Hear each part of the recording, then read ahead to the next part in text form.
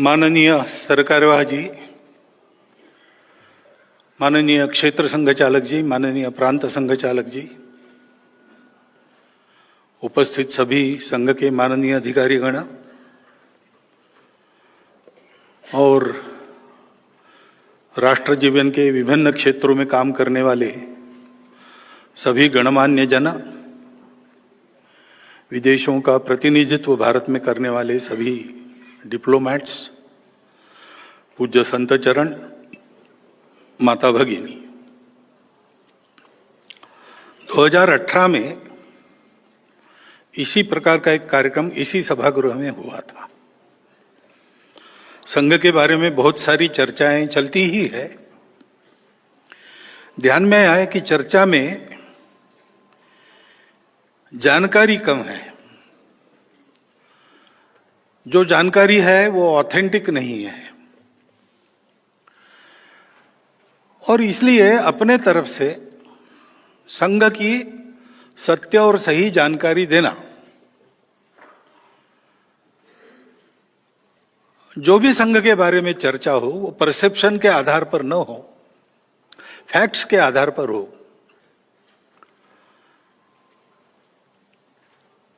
वो मालूम होने के बाद निर्णय क्या करना, निष्कर्ष क्या निकालना, वो तो जो सुनेगा उसका अपना अधिकार है। किसी को कन्विंस नहीं करना है, बस बताना है। इस उद्देश्य से वो संवाद हुआ और वो संवाद अपेक्षाकृत बहुत अच्छी तरह हुआ। संघ के बारे में सत्य जानने के बाद बहुत सी बातें जो मन में बिना कारण थी वो चली गई। उस सभा में आए हुए सब लोग संघ के बन गए ऐसा नहीं कह सकते, लेकिन वो उद्देश्य भी नहीं था।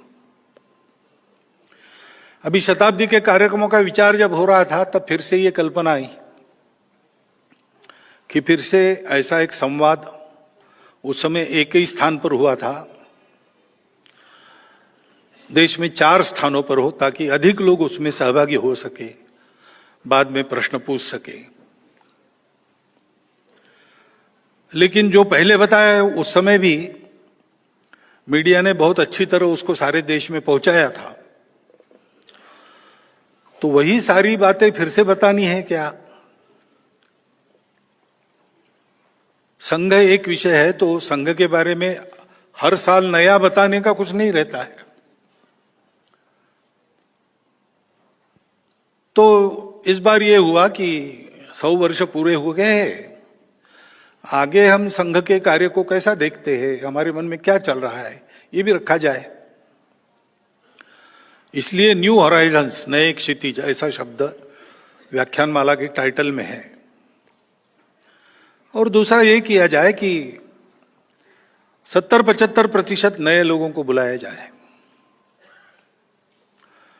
तो इसलिए जो 2 व्याख्यान होने वाले हैं उसमें आज के व्याख्यान में संघ के बारे में मैं बताऊंगा। पिछली बार जो 2 भाषणों में बताया वो एक भाषण में बताऊंगा। 100 साल की संघ की यात्रा हो रही है। क्यों हो रही है? संघ चलाना है ऐसा नहीं है। संघ चलाने का एक उद्देश्य है। और ये राष्ट्रीय स्वयंसेवक संघ क्यों शुरू हुआ, इतनी सारी बाधाएं वगैरह आई, स्वयंसेवकों ने सारी कठिन परिस्थितियों में से रास्ता निकालकर इसको चलते क्यों रखा, और 100 साल चलने के बाद भी नए क्षितिजों की बात क्यों कर रहा है, इसका अगर एक वाक्य में आपको उत्तर देना है तो वो वाक्य संघ की प्रार्थना के अंत में हम स्वयंसेवक लोग रोज कहते हैं, भारत माता की जय।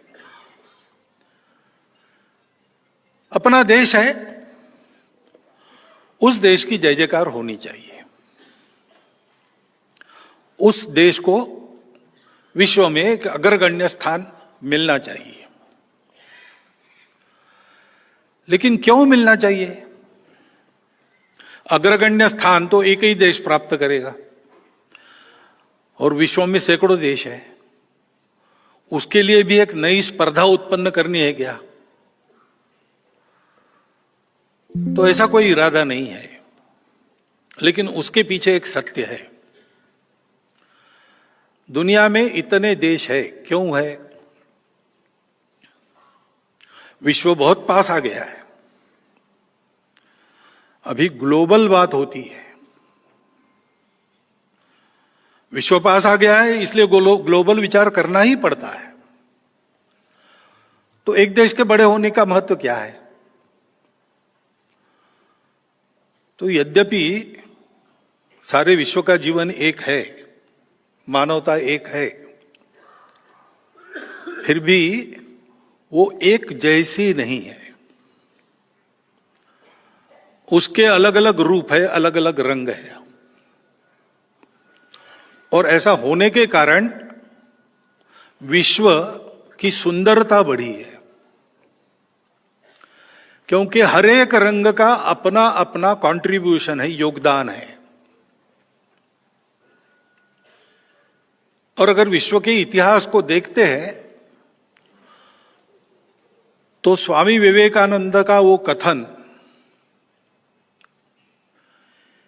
कि every nation has a mission to fulfil, प्रत्येक राष्ट्र को एक मिशन होता है दुनिया में जो फुलफिल करना है। प्रत्येक राष्ट्र का विश्व में कुछ योगदान होता है जो समय समय पर उसको करना पड़ता है।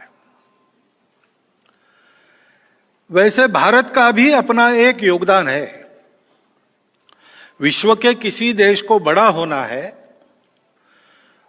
अपने बड़प्पन के लिए नहीं होना है, उसके बड़े होने से विश्व के जीवन में जो एक आवश्यक नई गति चाहिए वो पैदा होती है, उसका उस प्रकार का योगदान होता है। इसलिए योगदान करने लायक उसको बनना है, इसलिए बड़ा होना है। और इसलिए संघ के निर्मिति का प्रयोजन भारत है, संघ के चलने का प्रयोजन भारत है, और संघ की सार्थकता भारत के विश्व गुरु बनने में है। क्योंकि भारत का एक योगदान दुनिया में हो, योगदान उसको देना है, उसका समय आ गया है। इसके बारे में कल हम अधिक चर्चा करेंगे। परंतु ये भारत के उत्थान की शुरुआत कब हुई? तो एक धीमी और लंबी प्रक्रिया है जो अभी भी चल रही है। हमारे इतिहास में हम जानते हैं कि हम वैभव के शिखर पर थे, स्वतंत्र थे, फिर आक्रमण हुए, हम परतंत्र हुए,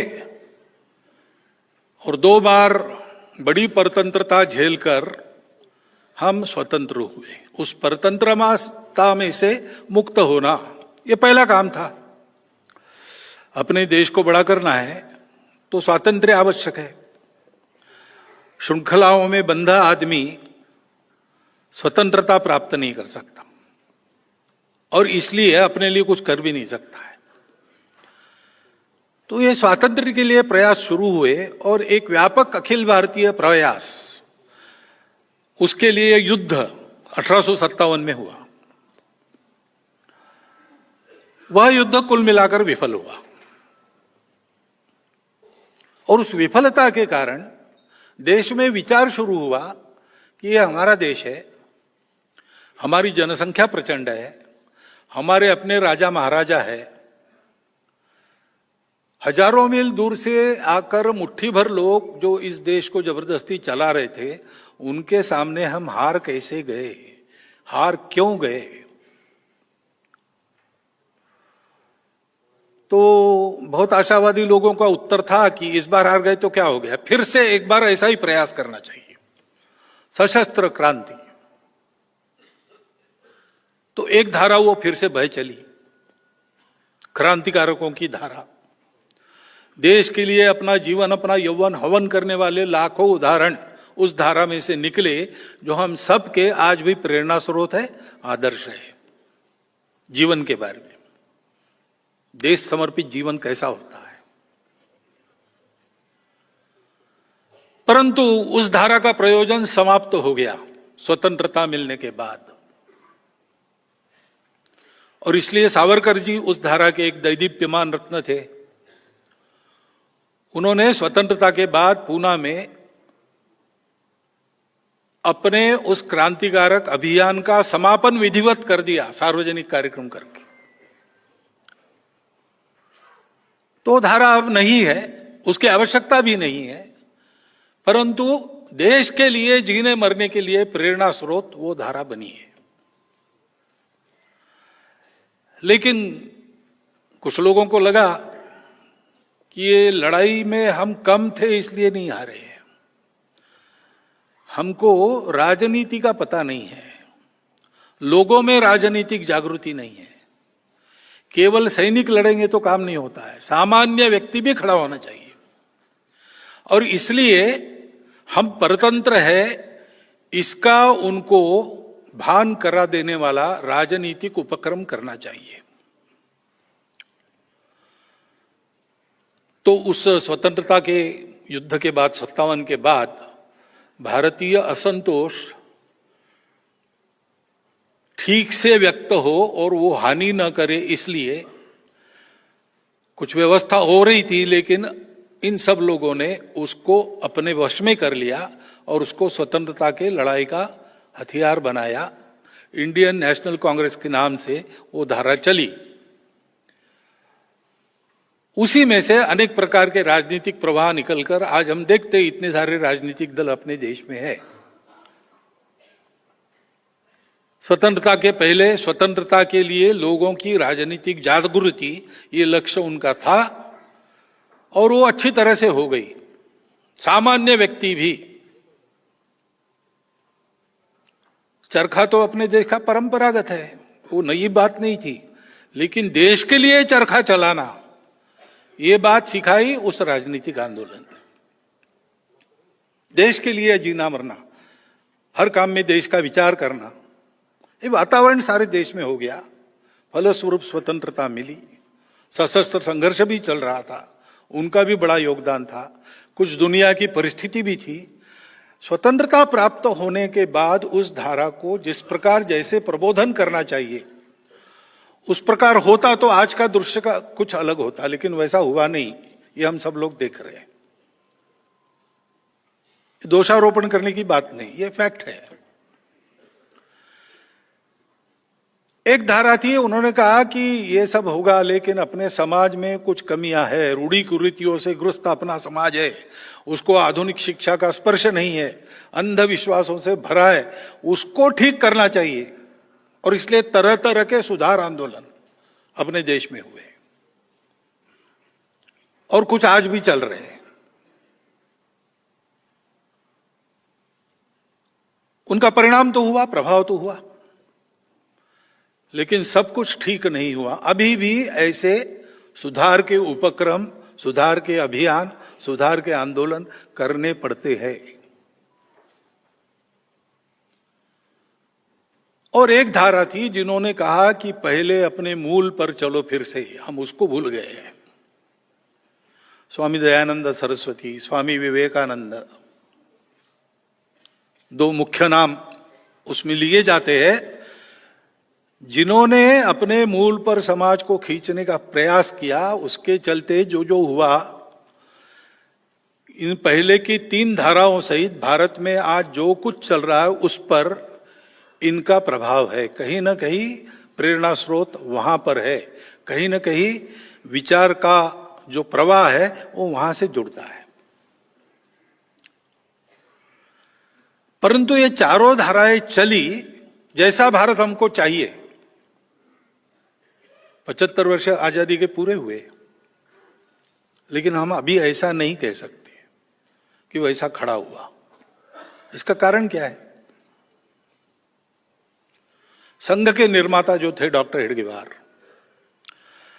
वो इन चारों धाराओं में काम कर चुके थे।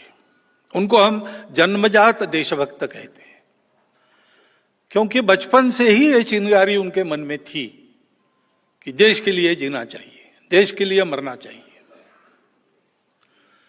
स्वयं बचपन में ही अनाथ हो गए थे, दरिद्रता में आगे बढ़ना पड़ा, लेकिन देश के लिए चलने वाले कामों में भाग लेना उन्होंने कभी नहीं छोड़ा।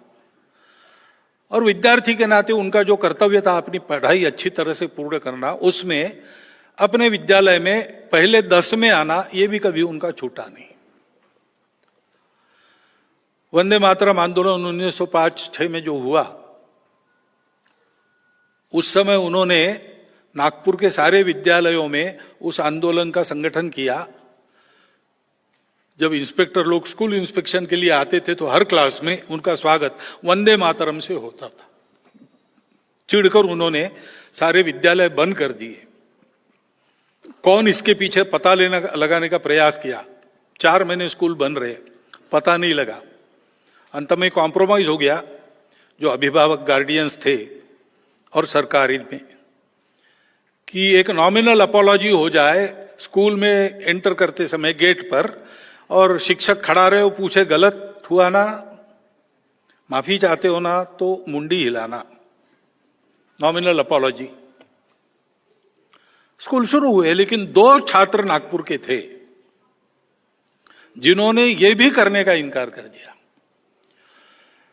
कि भाई भारतवासी हम हैं, भारत माता हमारी, उसके स्वतंत्रता की बात को नकारना सपने में भी हम नहीं कर सकते।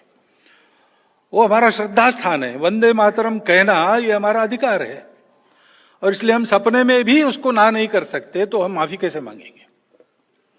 तो स्वाभाविक वो दोनों रस्टिकेट हुए। उसमें एक डॉक्टर एडीवार थे जो बाद में डॉक्टर बने। फिर उस समय राष्ट्रीय विद्यालय चलते थे, उनमें जाके उन्होंने अपनी पढ़ाई पूरी करी। मैट्रिक में इस परिस्थिति में भी वो फर्स्ट क्लास में पास हुए। नागपुर के लीडर लोगों ने उनका ये स्पार्क देखकर, ये चिंगारी देखकर तय किया कि इनको कलकत्ता जाना चाहिए, मेडिकल पढ़ना चाहिए। मेडिकल की पढ़ाई का बहाना है, परंतु करना है वहां क्या, क्रांतिकारकों की कोऑर्डिनेशन कमेटी वहां है, अनुशीलन समिति, उससे संबंध स्थापित करना और क्रांति कार्य पश्चिम भारत में भी शुरू करना। तो उनकी योजना के अनुसार पास में पैसा न होते हुए भी चंदा करके जो थोड़ा जमा हुआ, उसके आधार पर डॉक्टर साहब कलकत्ता गए। किसी लॉज में जगह नहीं थी, तो अपने 2 मित्र एक कमरे में रहते थे, उनके बिस्तर के बीच की जगह में अपना बिस्तर लगाया और उन्होंने मेडिकल की पढ़ाई भी अच्छी तरह पूरी की, फर्स्ट क्लास में हो गए, और क्रांतिकारक समिति से संबंध भी स्थापित कर लिया। स्वर्गीय त्रैलोक्यनाथ जी चक्रवर्ती, स्वर्गीय रासबिहारी बसु, इनके लिखे पुस्तकों में उनका उल्लेख आता है। उनका कोड नेम कोकेन था। कोकेन चंद्र एक जीवित वास्तविक व्यक्ति थे जो चंद्रनगर में रहते थे, लेकिन उनके नाम से इनका वहां का चलता। सीआईडी को पता लगा तो कोकेन को अरेस्ट करने वो चंद्रनगर जाके उनको लेके आई दूसरे को। ऐसी कहानी भी है वहां। यह सब उन्होंने किया, लेकिन क्रांतिकारक आंदोलन भी बंद हो गया। अनेक लूपहोल्स के कारण, अनेक कमियों के कारण अंग्रेज सरकार ने उसको दबाने में यश प्राप्त किया। इनकी मेडिकल की पढ़ाई भी पूरी हो गई। 3000 रुपए मासिक की एक नौकरी बर्मा में उनके लिए तैयार थी। प्रिंसिपल ने कहा, इन्होंने कहा मैं नौकरी करने के लिए नहीं आया हूं, मैं तो अपने देश के लिए काम करने वाला हूं, और इसलिए नागपुर वापस आए।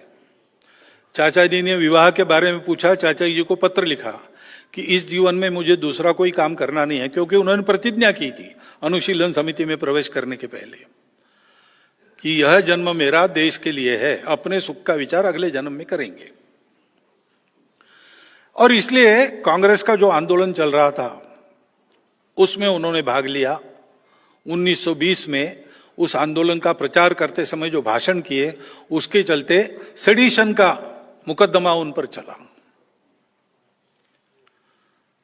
और उसमें उन्होंने अपना डिफेंस दिया। डिफेंस देते नहीं थे, लेकिन उन्होंने कहा कि मैं डिफेंस दूंगा तो कोर्ट में मेरा और एक भाषण होगा, पत्रकार वगैरह आएंगे, और एक बार मेरे प्रचार की मुझे संधि मिलेगी। और उन्होंने भाषण किया। वो भाषण करने के बाद जो जजमेंट आया उसमें जज ने लिखा कि जिन भाषणों के कारण इनको आरोप लगा है इन पर, उन भाषणों से इनका बचाव का भाषण ज्यादा सेडिशियस है। क्योंकि उन्होंने यहीं से शुरुआत की कि अंग्रेज लोग हमारे ऊपर राज्य कर रहे हैं, ये किस कानून के तहत कर रहे हैं, उनको किसने अधिकार दिया। स्वतंत्रता तो प्रत्येक व्यक्ति का जन्मसिद्ध हक है। मैंने लोगों को यही बताया है, स्वतंत्रता प्राप्त करने के उपाय बताए हैं, किसी के विरोध में कुछ नहीं कहा है। जो आपके भाषण लिखने वाले लोग हैं उनको मराठी भी ठीक से नहीं आता, मेरे भाषण मराठी में हुए। आरोप तो आपका झूठा है, लेकिन ये कोर्ट भी बेकानूनी है। इस न्याय को, इस न्यायाधीश को, इस न्यायालय को मैं नहीं मानता, ऐसा उन्होंने कहा। और इसलिए उनको 1 वर्ष सश्रम कारावास हुआ। सब ऐसे जो आंदोलन थे, क्रांतिकारकों का आंदोलन था, राजनीतिक जागृति के आंदोलन थे, समाज सुधार के काम थे, धर्म जागृति के काम थे, अपने मूल पर वापस आने के लिए, इन सब में उन्होंने प्रामाणिकता से, निस्वार्थ बुद्धि से, कार्यकर्ता के नाते काम किया। कार्य पद्धति जान ली, कैसा काम करते हैं, समाज की स्थिति क्या है, ये करने से समाज में क्या होता है, ये सब उन्होंने जान लिया, अनुभव लिया। और इस लंबे समय के दौरान उनका इन सब काम में काम करने वाले जो श्रेष्ठ लोग थे, धुरीण थे, लीडर लोग थे, उनसे संपर्क आया, चर्चा भी हुई। उनकी यह सक्रियता संघ स्थापना के बाद भी कायम थी। संघ शुरू होने के बाद 1930 में जंगल सत्याग्रह हुआ। उस जंगल सत्याग्रह में भी वो संघ के सरसंघ चालक हो गए थे, उसको छोड़कर नया सरसंघ चालक नियुक्त करके आंदोलन में गए। वहां भी उनको 1 वर्ष सश्रम कारावास की सजा हुई। वो काटकर वापिस आए, फिर जो सरसंघ चालक बने थे उन्होंने अपना कार्यभार वापस कर लिया, फिर संघ का नेतृत्व किया। तो उनका अनुभव था। और इस दौरान सबसे बात हुई उनकी, सुभाष बाबू से, महात्मा जी से, लोकमान्य तिलक से, चंद्रशेखर आजाद, भगत सिंह, राजगुरु जी को तो महाराष्ट्र में अंडरग्राउंड उन्होंने रखा, नागपुर में रखा। बाद में लगा कि नागपुर सेफ नहीं उनके लिए, तो अकोला में भेजा। ये सब करते हुए इन सब लोगों से चर्चा होती थी, तो उनको ध्यान में आया कि सब लोगों को ऐसा लगता है कि हमारे उपाय अधूरे रहेंगे अगर इस समाज के जो कुछ दुर्गुण हैं, जो घुस गए हैं इसमें, उसको दूर न किया जाए। क्योंकि एक बात तो स्वतः सिद्ध है कि देश को बड़ा करना है, देश को स्वतंत्र करना है, कुछ भी करना है, तो नेताओं के भरोसे, संगठनों के भरोसे नहीं होता। वो सहायक जरूर होते हैं, लेकिन सबको लगना पड़ता है, सब में एक गुणवत्ता आनी पड़ती है। पूरे समाज के प्रयास से कोई भी परिवर्तन आता है। आज अपने देश को बड़ा करना हम चाह रहे हैं, वो किसी के भरोसे छोड़ के नहीं होगा, सब सहायक होंगे। नेता, नीति, पार्टी, अवतार, विचार, संगठन, सत्ता, सब इनका रोल असिस्टेंस का है। लेकिन मुख्य कारण जो बनता है वो समाज का परिवर्तन है, समाज की गुणात्मक उन्नति है। और बिना उसके हुए हमारे काम फुलफिल नहीं होंगे। जो इश्यूज लिए हैं वो शायद रिजॉल्व हो जाएंगे, लेकिन वो फिर से खड़े नहीं होंगे, इसकी कोई गारंटी नहीं। क्योंकि स्वतंत्रता की बात ले तो हम देखते हैं कि कितना लंबा ताता है आक्रामकों का। हर बार कोई आता था, हमको देखते देखते जीत लेता था, फिर हम जागरूक होकर उसको खदेड़ देते थे, दूसरा आता था। ये सब बार बार क्यों होता है? क्योंकि कुछ ऐसे दोष है जिनको निकालना चाहिए, कुछ ऐसे गुण है जिनको विकसित करना चाहिए। और इसलिए यह काम किसी को करना पड़ेगा। हम लोग नहीं कर सकते क्यों नहीं, हमने अपना अपना काम चुन लिया है। इनका भी अध्ययन, डॉक्टर हेडगेवार का भी अध्ययन, चिंतन, वो इसी निष्कर्ष पर आया था। जिन महानुभावों के मैंने नाम लिए हैं उन सबको आप पढ़ लीजिए तो आपको ये भाव मिलेगा। उसके बारे में बहुत लोगों ने लिखा है। स्वदेशी समाज नाम का श्री रविन्द्रनाथ ठाकुर जी का निबंध पढ़िए। उसमें उन्होंने कहा है कि समाज की जागृति राजनीति से नहीं होगी। हमारे समाज में समाज का स्थानीय नेतृत्व खड़ा करना पड़ेगा। उन्होंने शब्द किया है नायक, जो स्वयं शुद्ध चरित्र है, जिसका समाज से निरंतर संपर्क है, समाज जिस पर विश्वास करता है और जो अपने देश के लिए जीवन मरण का वर्ण करता है, ऐसा नायक चाहिए, ऐसा उन्होंने कहा है।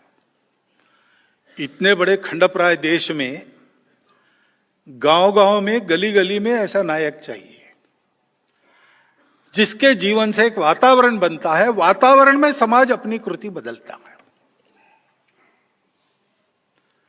ऐसे नायकों का निर्माण होना चाहिए। रविन्द्रनाथ ठाकुर ने स्वदेशी समाज में बहुत स्पष्ट रूप से यह बताया है।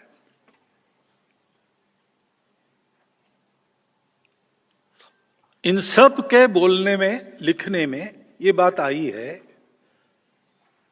कि राष्ट्र को खड़ा करना है तो अपना राष्ट्र नया नहीं बनाना है। हमारे यहां पहले से हिंद स्वराज में गांधी जी ने लिखा है कि युवा वृद्ध को प्रश्न पूछता है कि अंग्रेजों के आने के कारण रेल लाइन वगैरह आ गई, सारा देश एक बन गया। तो वृद्ध के रूप में वो गांधी जी उत्तर देते हैं हिंद स्वराज में कि ये भी बात तुमको अंग्रेजों ने ही सिखाई है। अंग्रेजों के आने के बहुत पहले हमारा देश एक था। तो हमारे देश का अस्तित्व ये बहुत प्राचीन है। परिस्थितियां बदलती है, उसमें परिस्थिति बदलती है, इसलिए वो एकत्व नहीं बदलता।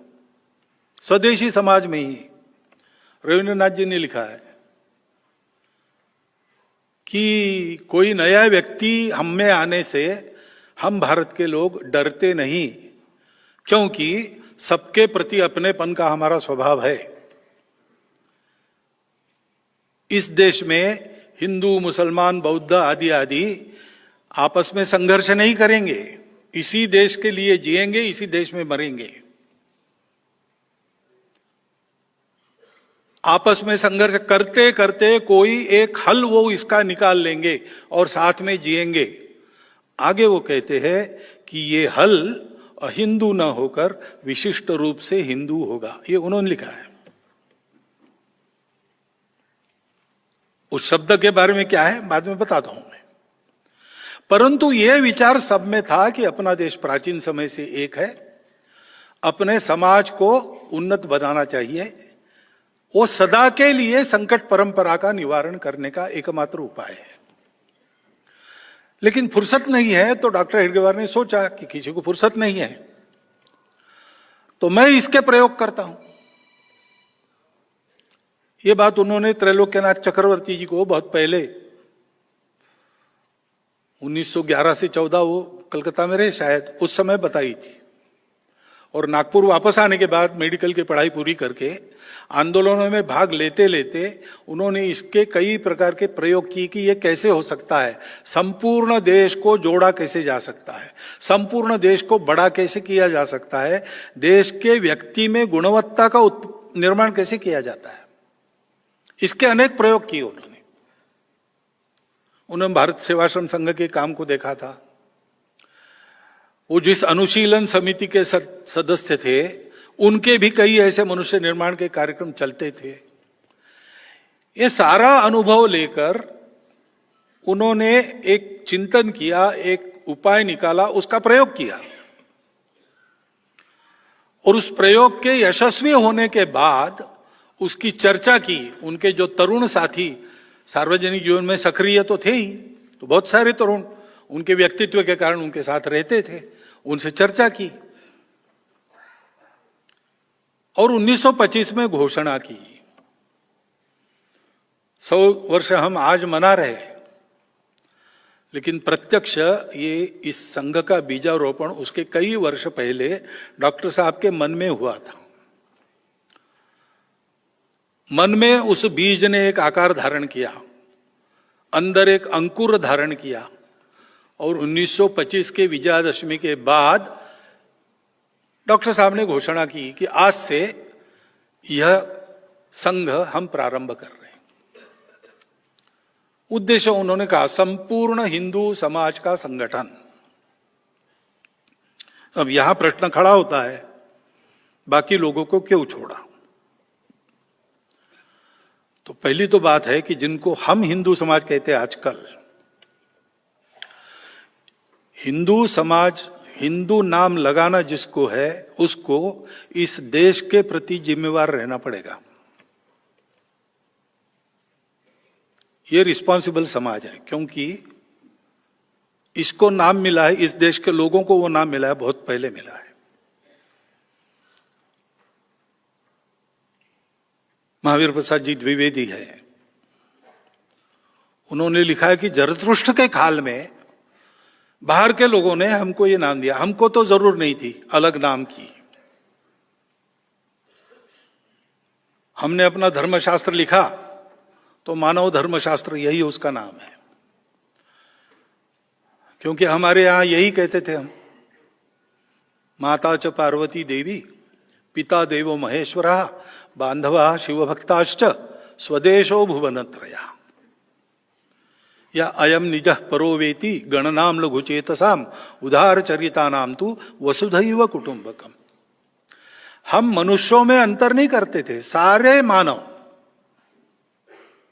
विचार तो हमारा ऐसा था कि व्यक्ति, मानवता, सृष्टि, ये सब परमात्मा के कारण जुड़ी है, एक दूसरे से संबंधित है।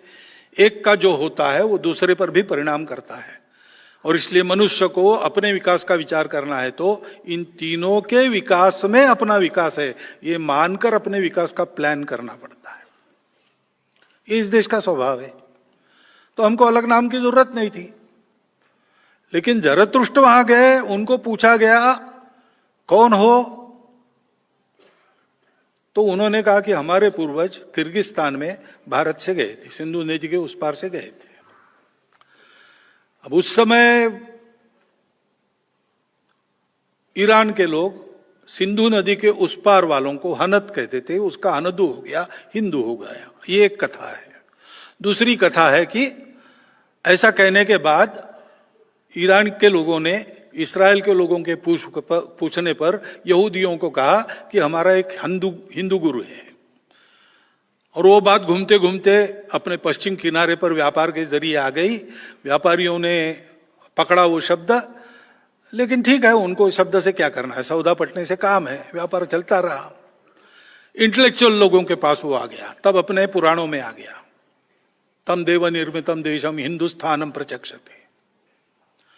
लोक भाषा में आने को बहुत समय लगा, और लोक भाषा में जो शब्द आते हैं वो संतों की पकड़ में आते हैं। इसलिए गुरु नानक देव जी के वाणी में पहले ये मिलता है, हिंदुस्तान खसमाना किया, तुर्कस्तान खसमाना, खुरासान खसमाना किया, हिंदुस्तान डराया। वो उन्होंने वर्णन किया है बाबर के अत्याचारों का, और कहा है कि न हिंदू महिलाओं का शील बचा, न मुस्लिम महिलाओं की अस्मत बची। अब ये सोचते तो ध्यान में बात आती कि उन्होंने दो क्यों शब्द उपयोग किए, क्योंकि जैसे उस समय मुसलमान थे हमारे देश में, हमारे देश के कन्वर्टेड मुसलमान थे, लेकिन दूसरी तरफ मुसलमान क्यों कहा होगा तो स्वाभाविक है, अल्लाह को मानते हैं, कुरान को मानते हैं, पैगंबर साहब को मानते हैं, वही होते हैं मुसलमान। तो हिंदू कहने से कोई मान्यता नहीं है, एक ईश्वर को मानने वाला हिंदू नहीं है। नहीं, ईश्वर के अनेक रूप है हिंदुओं में, 33 करोड़ है ऐसा कहते हैं, और एक ग्रंथ नहीं है, न कोई एक गुरु है। तो अनेक थे उस समय, बौद्ध थे, जैन थे, शैव थे, शाक्त थे, अनेक प्रकार के पंथ संप्रदाय, रिलीजन्स अनेक थे। लेकिन एक स्वभाव था जो इन सबको जोड़ता था, वो स्वभाव ये था कि इन सबको स्वीकार करते थे। विश्व में जितने तरीके हैं पूजा के, वो सब एक ही जगह पहुंचेंगे, कोई तरीका गलत नहीं है। हाँ, यह हो सकता है कहीं देर से पहुंचेंगे, कहीं जल्दी पहुंचेंगे, कोई तरीका बड़ा सरल है, कोई तरीका बड़ा जटिल है। रुचिनाम वैचित्र्यात रुजु कुटिल नाना पथयुताम। मनुष्य अलग अलग होते, बुद्धि अलग अलग होती है, रुचि अलग अलग होती है। रुचि के वैचित्र्य के कारण रुजु कुटिल अनेक प्रकार के रास्ते होते हैं। आप यहां इस सभागृह में आने के लिए कहां से चले, एक ही रास्ता थोड़ी था। जहां से चले वैसा रास्ता था, और कोई रास्ता ठीक भी था, कोई रास्ता खराब भी था।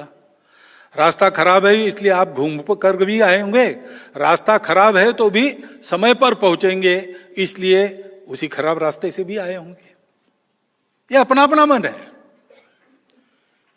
ऐसे अनेक पथ है। रुचि नाम वैचित्र्यात रुजु कुटिल नाना पथयुताम। नृणाम यानी आदमियों का एको गम्या, एक ही जगह जाना है सबको।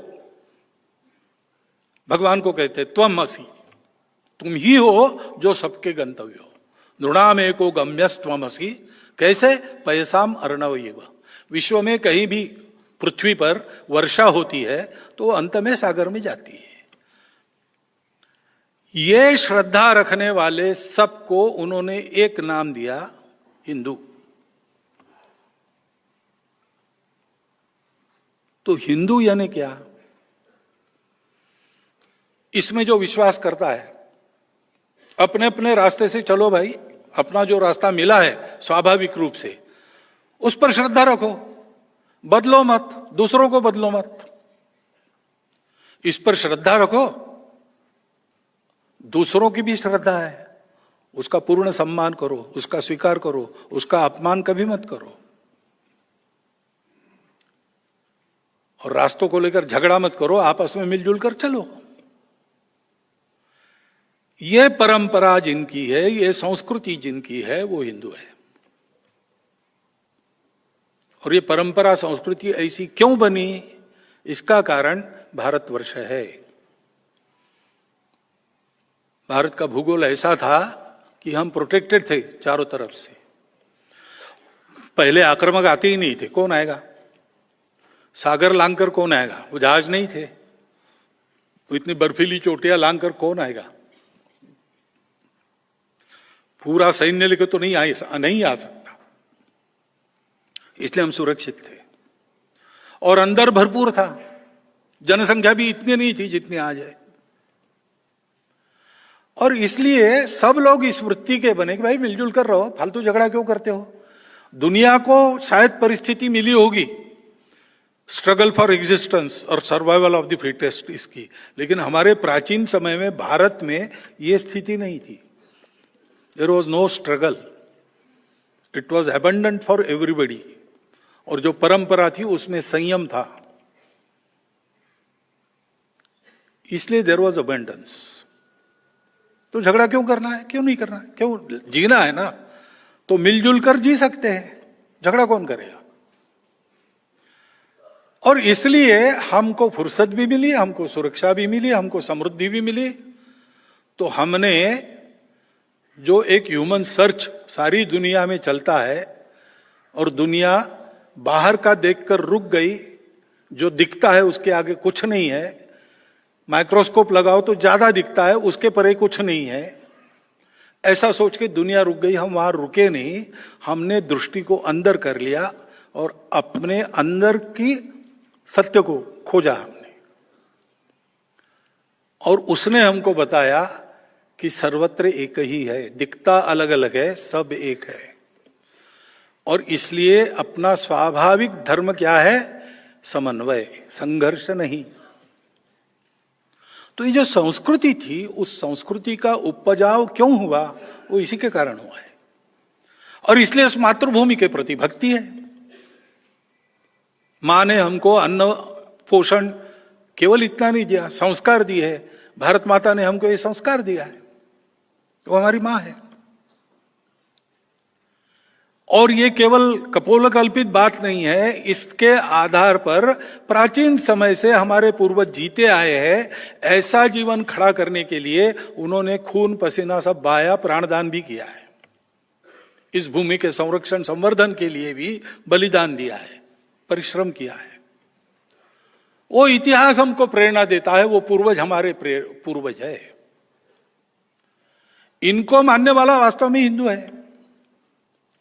लेकिन जब संघ शुरू हुआ तब ये परिस्थिति थी कि ऐसे सब लोग अपने आप को हिंदू नहीं कहते थे, और आज भी नहीं कहते कुछ लोग। तो हिंदू के हम प्रकार मानते हैं, जो जानते हैं वो हिंदू है, उनको गौरव है। जो जानते हैं वो हिंदू है, लेकिन गौरव क्या करना भाई, दुनिया में होते हैं, हम हिंदू है, चलो। और जो जानते हैं लेकिन किसी कारण नहीं कहते, कारणों में नहीं जाता, नहीं कहते। और जो जानते नहीं है कि वो हिंदू है, लेकिन ऐसे लोगों को भी जो जानते नहीं है, हिंदवी कहने से बुरा नहीं लगता, भारतीय कहने से बुरा नहीं लगता, सनातन का भी कुछ लोग स्वीकार करते हैं। ये शब्द क्या है, समानार्थी शब्द है। और इसलिए हम लोग ऐसा नहीं कहते कि आप हिंदू ही कहो, आप हिंदू हो, ये हम बताते हैं नहीं भाई, हम हिंदवी है, हम भारतीय है, ठीक है। इसका कंटेंट समझो। इन शब्दों के पीछे केवल शब्दार्थ नहीं है, एक कंटेंट है।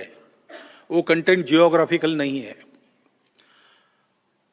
उस कंटेंट में एक भक्ति है भारत माता की, उस कंटेंट में एक परंपरा है पूर्वजों की, जो हम सबकी समान है। डीएनए को भी देखो, वही है। 40,000 वर्ष पूर्व से भारतवर्ष के लोगों का डीएनए एक है, अखंड भारत की भूमि पर जो जो है। और हमारी संस्कृति है मिलजुल कर रहने की।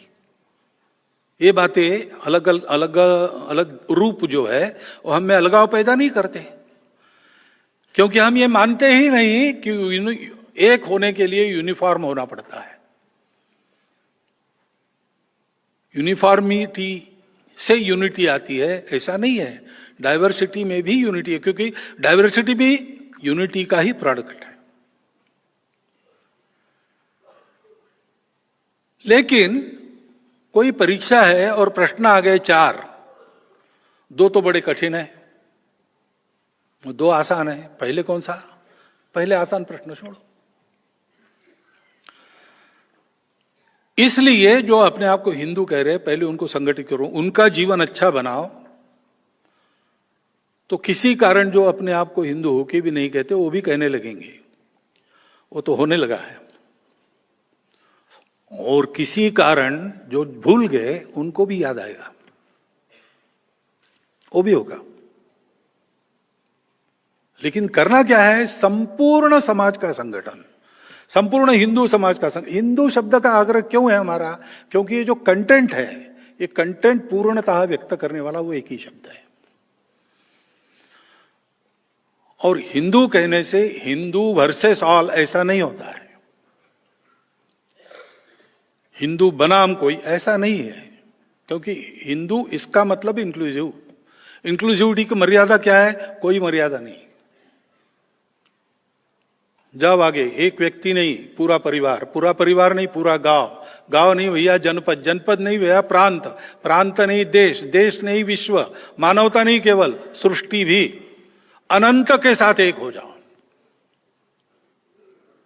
वहां जो पहुंचा उसको सर्वश्रेष्ठ मानने वाला अपना समाज है। और इसलिए ये कोई संकुचित बात नहीं है, उल्टा ये अपने सारे विकास को संपूर्ण विश्व के साथ एक रूप होने को एक खुला रास्ता देने वाली बात है। उनका संगठन करना, इसलिए संघ निकला, क्योंकि पूरा समाज ऐसा होगा तभी होगा। लेकिन होने के लिए तो कुछ करना पड़ेगा, केवल तैयार होने से काम नहीं चलता, तैयारी का उपयोग करना पड़ता है। तो ये विचार किया गया कि तैयारी जो करनी है उसके 2 भाग है, एक तो मनुष्य को तैयार करना, दूसरा मनुष्यों ने काम करना। तो जो मेथोडोलॉजी डेवलप हुई मनुष्यों को बनाने की, उस पर लगकर काम करने वाला एक संगठन, राष्ट्रीय स्वयंसेवक संघ, उसको दूसरा कुछ नहीं। उसकी शाखा है, उसके स्वयंसेवक है, और बाकी सब जो होना है तैयारी के चलते वो करने वाले स्वयंसेवक रहेंगे। संघ के नाते उसमें जाएगा नहीं। स्वयंसेवक बहुत है, संघ चलाने के लिए जो लगते हैं उनको छोड़ दिया तो भी बहुत सारे स्वयंसेवक है, वो सक्रिय हो जाए, समाज जीवन में जहां जिसकी आवश्यकता है वो करेंगे। ये तो सपने से भी ज्यादा दुष्प्राप्य बात लगती थी। स्वयंसेवक भी पूछते थे कैसे होगा, डॉक्टर साहब कहते थे होगा, संघ कुछ नहीं करेगा, सब कुछ होगा, और हो रहा है। अनेक क्षेत्रों में अपने स्वयंसेवक काम कर रहे हैं। वो जो विचार मिला है, जो संस्कार मिला है, उसके आधार पर उस क्षेत्र की आवश्यक है वहां पुनर्रचना करके आगे बढ़ रहे हैं। भारतीय मजदूर संघ में स्वयंसेवक काम करने के लिए गए, उन्होंने पूरी दुनिया के लिए लेबर फील्ड का एक नया दर्शन दिया है। हर जगह वहां के परिवेश में सकारात्मक सुधार और अपने देश के स्वत्व के आधार पर वहां की पुनर्रचना। क्यों यह पुनर्रचना आवश्यक है उसमें कल जाएंगे हम लोग। लेकिन ये वो स्वयंसेवक करते हैं, वो उनका है, स्वतंत्र है, अलग है, स्वायत्त है, उसका क्रेडिट उनको है, संघ को नहीं। डिस्क्रेडिट वो संघ को शेयर करना पड़ता है, क्योंकि माल हमारे यहां से गया है। क्रेडिट उनका है, संघ उनको कंट्रोल नहीं करता, डायरेक्टली भी नहीं, रिमोटली भी नहीं। एक ही बात है, स्वयंसेवकों का संबंध संघ से अटूट है, जन्म जन्मांतर का है। वो संघ की प्रार्थना कहीं भी गा लेंगे, वो टूटता नहीं कभी। उसके चलते स्वयंसेवक मिलते हैं, बात करते हैं, हम भी बात करते हैं, पूछते हैं, हम बताते हैं, हमको ध्यान में आया बताते हैं, मदद मांगते हैं, मदद देते हैं, अच्छे काम को सर्वत्र मदद करते हैं। हम केवल स्वयंसेवकों को ही करते हैं ऐसा नहीं है, किसी को भी कर सकते। की है, बहुत उदाहरण है। परंतु हमारा कहा वो माने ही, ये उन पर हमारा दबाव नहीं है। हमारा कहना वो समझेंगे, समझने के बाद उनको जो लगता है वो करेंगे।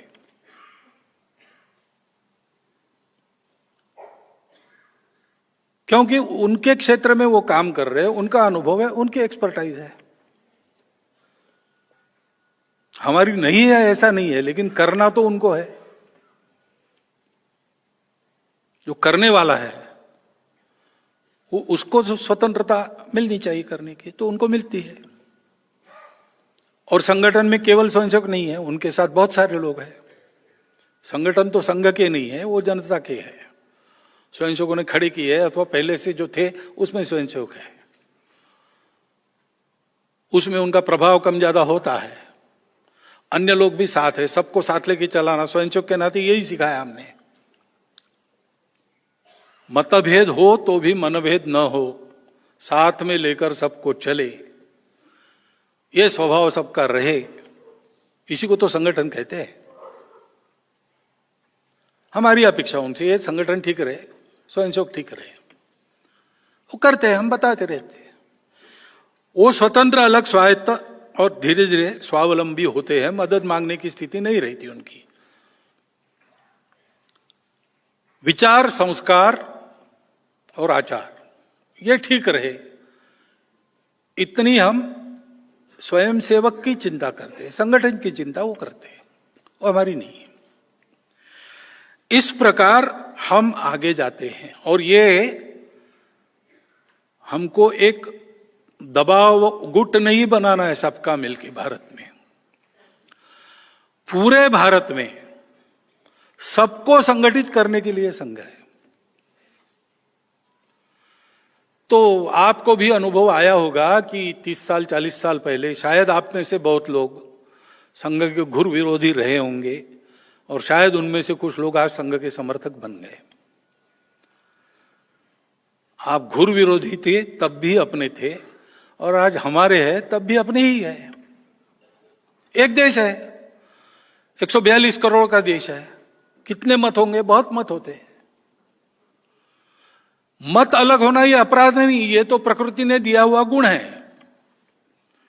अलग अलग विचार एक साथ जब सुनते हैं और कोई सहमति बनती है तो उसमें से प्रगति होती है। अंग्रेजी में एक वाक्य बताते, coming together, staying together and working together. Coming together is beginning, staying together is progress and working together is success. तो ये जो बात है इसको संगठन कहते हैं और पूरे समाज का ही हमको संगठन करना है, क्योंकि संघ के मन में ये बात है कि अगर इस देश में ऐसा लिखा गया कि भाई संघ के कारण देश बच गया या देश का उद्धार हो गया, तो ये हमारे लिए ठीक नहीं है, कि ये हम करना नहीं चाहते। ये करना चाहते तो बहुत है, पहले से रावण से त्रस्त दुनिया, राम नहीं होते तो क्या होता, शिवाजी नहीं होते तो क्या होता। अरे भाई कब तक आएंगे शिवाजी, कब तक आएंगे राम? भगवान भी God helps those who help themselves. हमको इसके कारण जो ठेका देने की आदत लग गई है,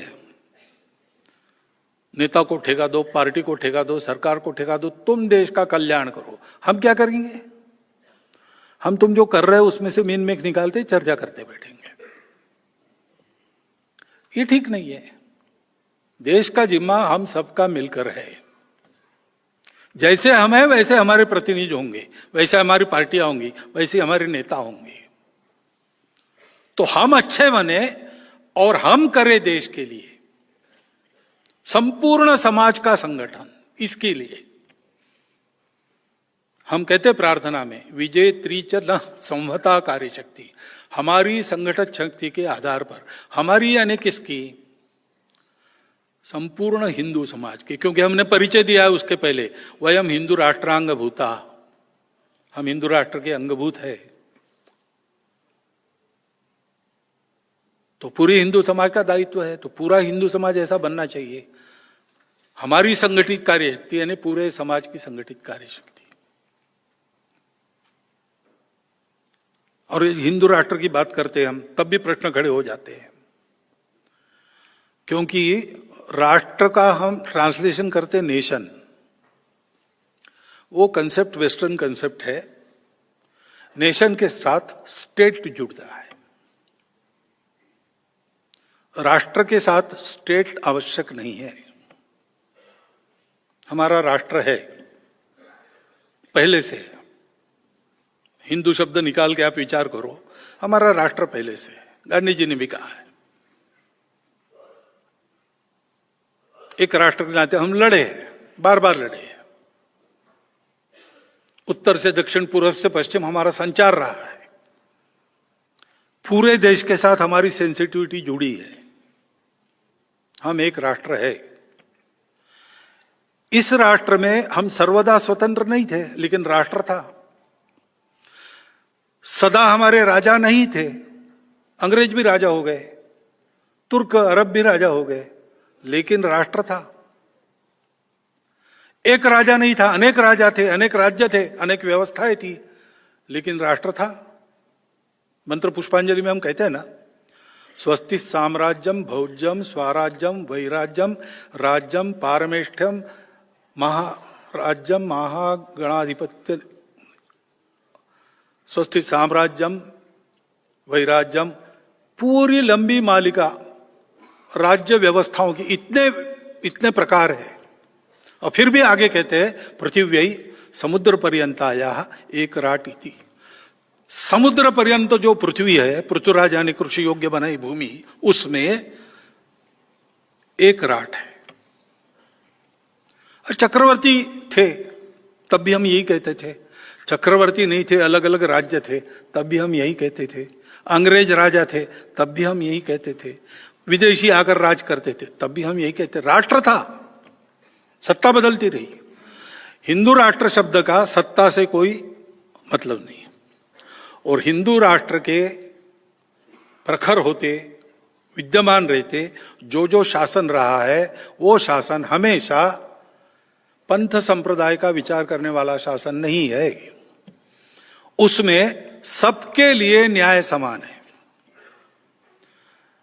पंथ संप्रदाय, भाषा, कुछ भी नहीं, कोई भी भेद नहीं, प्रजा के लिए समान न्याय।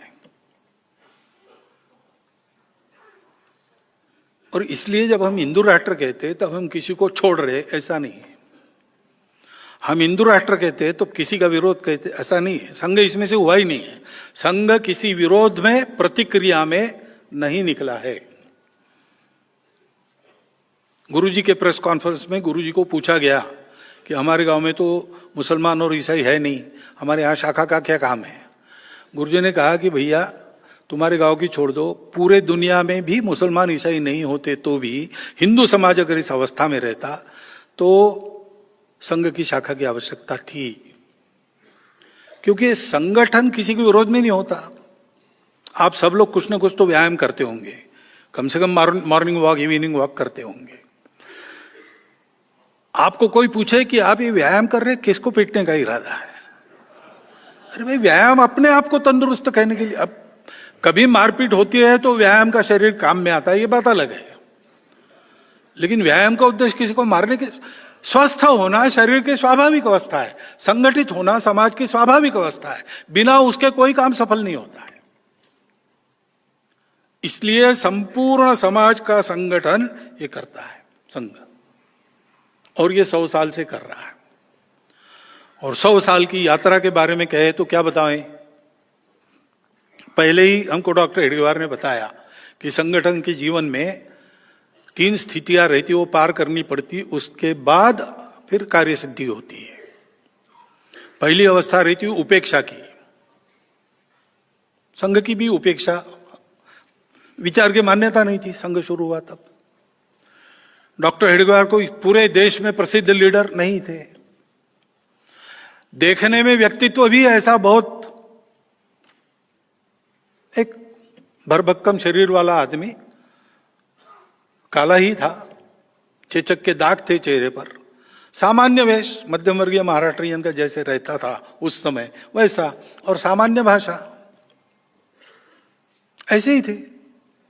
प्रचार का कोई साधन नहीं था, विचार मान्यन बिल्कुल नहीं था। लोग तो कहते थे डॉक्टर हेडगेवार पागल हो गया, बच्चों को लेके देश को बनाने की बात कर रहा है। हिंदू राष्ट्र बिल्कुल मान्य नहीं था।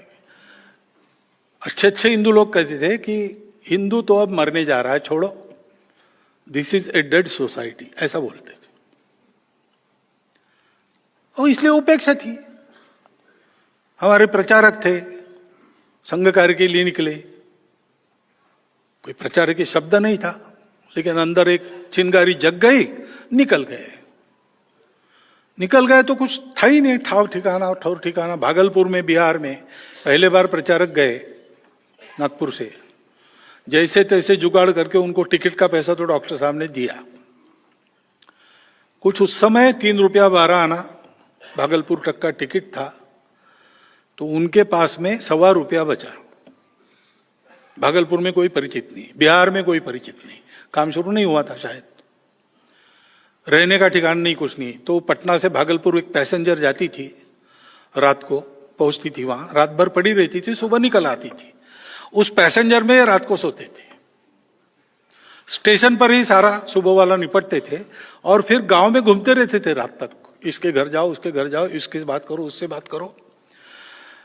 खाने को कुछ नहीं था तो एक भुना चना बेचने वाला था, उससे दोस्ती कर ली।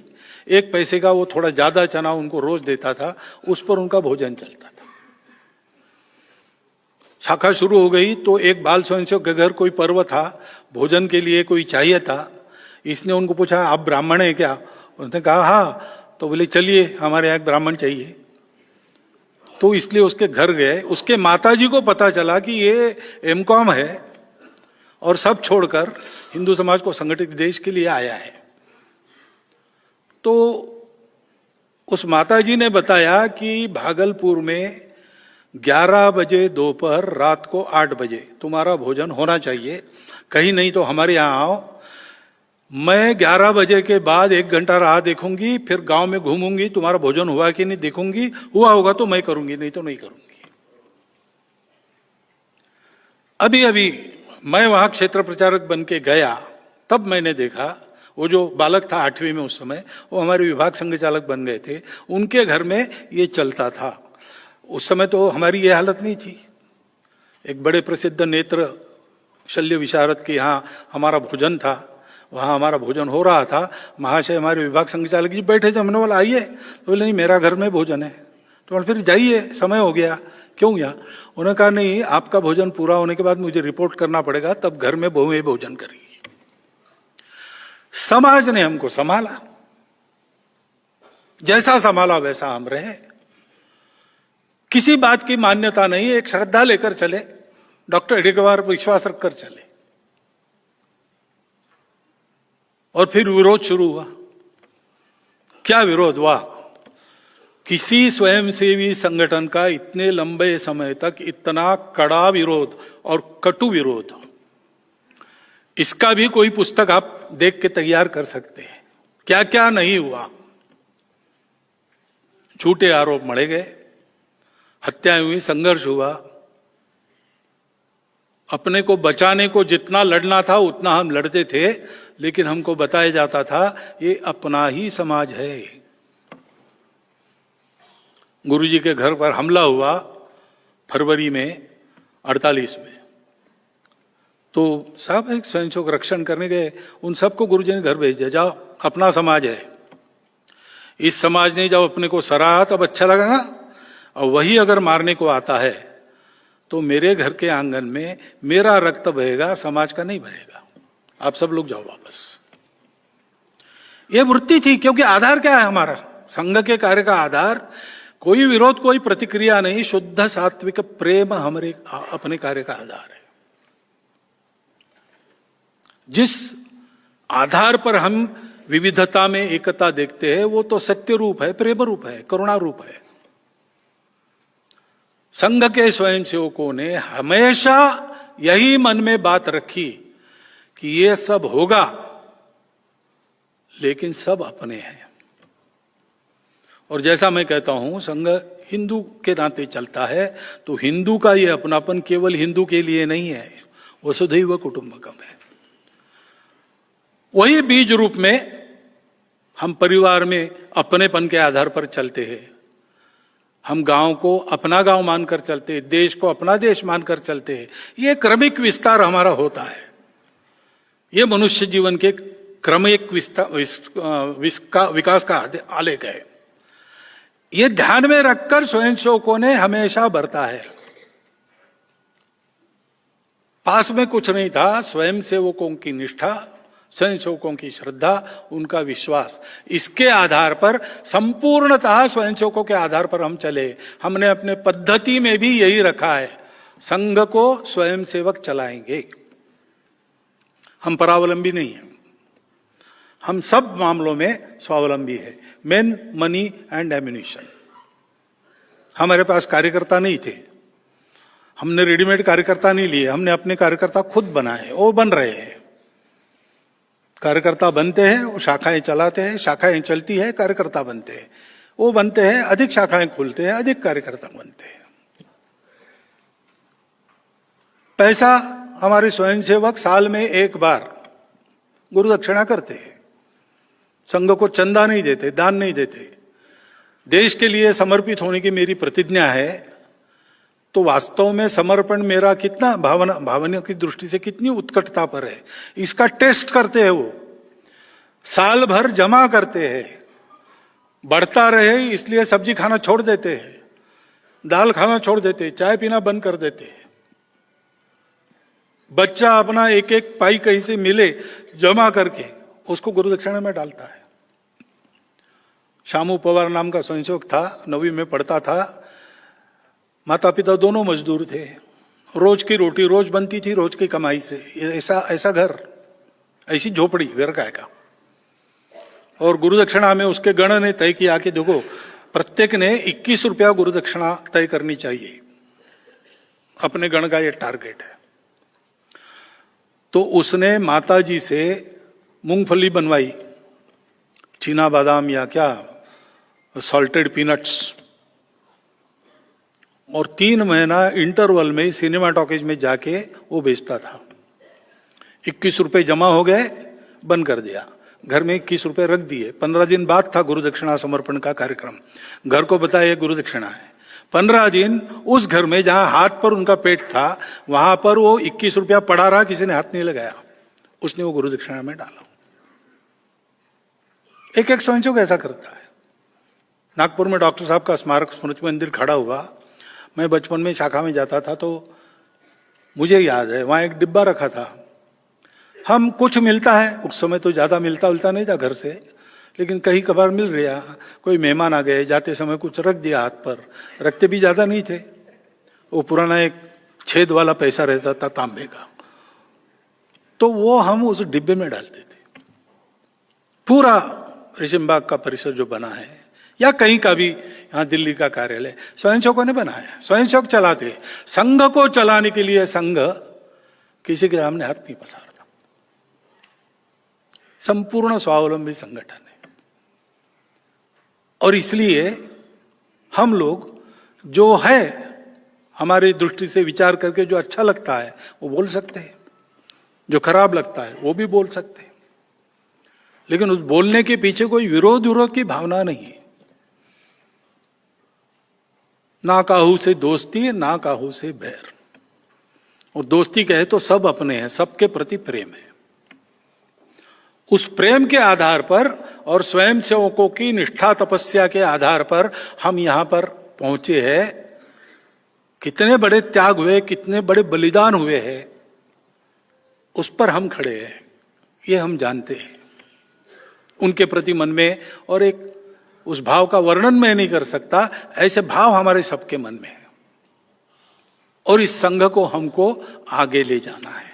क्यों ले जाना है? क्योंकि भारत को खड़ा करना है, भारत का अपना योगदान है। वो योगदान क्या है उसकी चर्चा हम कल के व्याख्यान में करेंगे। बहुत बहुत धन्यवाद।